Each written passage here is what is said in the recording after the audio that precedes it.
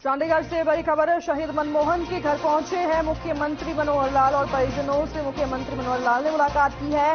वहीं परिवार को मुख्यमंत्री ने सांत्वना दी है। देश पर जान न्यौछावर करने वाले सपूतों पर गर्व है, मुख्यमंत्री ने बताया है। वहीं आपको बता दें कि हरियाणा सरकार परिवार की हर संभव मदद करेगी। मुख्यमंत्री खबर यमुनानगर से है, जहां कुछ महिलाएं अन्य लोगों के साथ मिलकर लोगों को अपने जाल में फंसाकर अश्लील फिल्म बनाकर ब्लैकमेल किया करती थीं, जिसकी जानकारी मिलने पर यमुनानगर के थाना छपर पुलिस ने कार्रवाई करते हुए उन्हें गिरफ्तार कर लिया है। बताया जा रहा है कि कुरुक्षेत्र के एक व्यक्ति ने थाना छपर पुलिस को शिकायत की थी कि उसे एक व्यक्ति ने पहले किसी महिला से मिलवाया, फिर इस दौरान उसे नशीला पदार्थ मिलाकर उसकी अश्लील फिल्म बना ली। इसके बाद वह महिलाएं उसे ब्लैकमेल करने लगे और 5 लाख की फिरौती की मांग करने लगे, जिसकी सूचना पीड़ित ने पुलिस को दी, जिसके बाद पुलिस ने महिलाओं को और उनके गिरोह के सदस्य को गिरफ्तार कर लिया है। वहीं थाना छपर पुलिस थाना प्रभारी ने बताया कि इस संबंध में विभिन्न धाराओं में मामला दर्ज करके महिलाओं व अन्य को गिरफ्तार कर लिया गया है।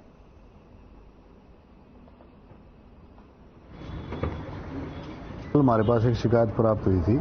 कुरुक्षेत्र का रहने वाला है शिकायतकर्ता, वो थाने में आकर उसने शिकायत दी कि भी मेरे साथ एक महिला और कुछ लोग मिलके मुझे ब्लैकमेलिंग के उसमें फंसा रहे हैं और कह रहे हैं हम तुम्हें रेप के केस में अंदर करवा देंगे।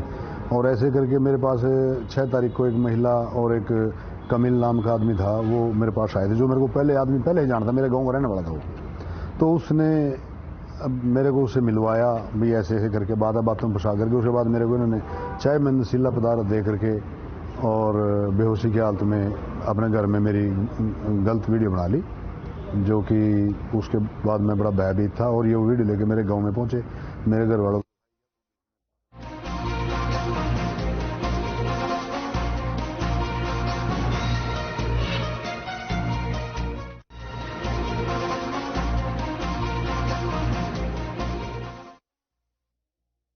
चंडीगढ़ प्रशासन ने एक फैसला किया है, जिसके तहत मोहाली और पंचकुला के बच्चों को यदि चंडीगढ़ के स्कूलों में दाखिला लेने के लिए जो आते थे उनको अब वो दाखिला नहीं मिलेगा। इसी पर बातचीत करने के लिए हमारे साथ हरियाणा विधानसभा के स्पीकर और पंचकुला से स्थानीय विधायक ज्ञानचंद गुप्ता, उनसे बात करेंगे। सर, जो चंडीगढ़ प्रशासन ने एक फैसला लिया है, इसको आप कैसे देखते हैं? क्योंकि शायद ही देश के किसी भी स्टेट में इस तरह का कोई नियम है जहां पर बच्चों को स्कूली शिक्षा से रोका जाए, क्योंकि 5वीं तक की तो शिक्षा एक मौलिक अधिकार के तौर पर भी देखी जाती है।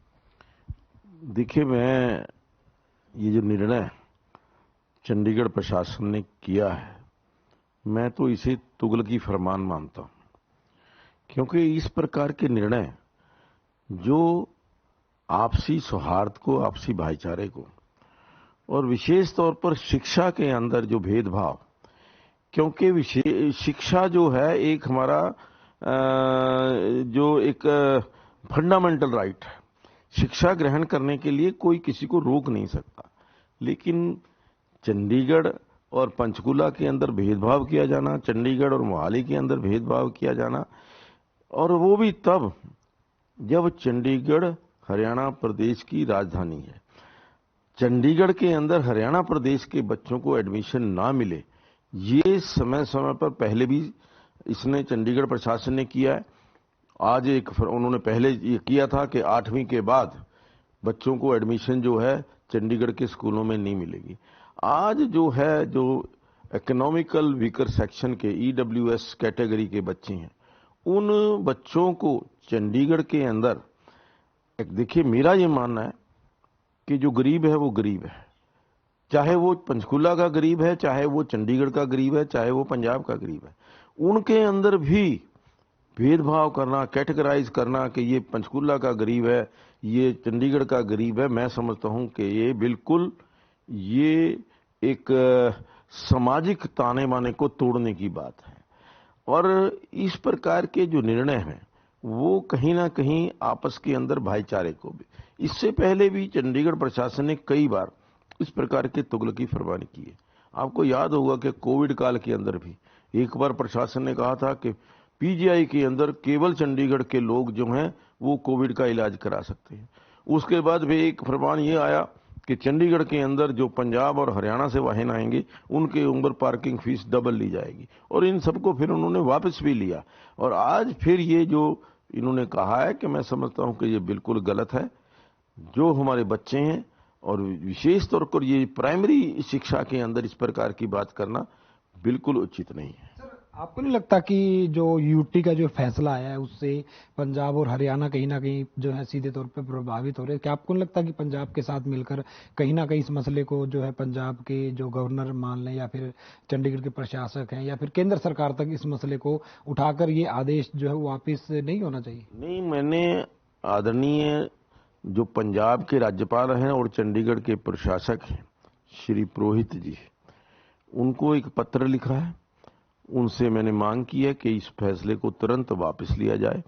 ये फैसला जो शिक्षा के हित में नहीं है, ये शिक्षा के अंदर भेदभाव, ये हमें नहीं करना चाहिए। और फिर गरीब के अंदर अंतर, ईडब्ल्यूएस की सीमा जो वो केंद्र से तय की गई है, इकोनॉमिकल वीकर सेक्शन वो पंजाब का, हरियाणा का, चंडीगढ़ का नहीं है।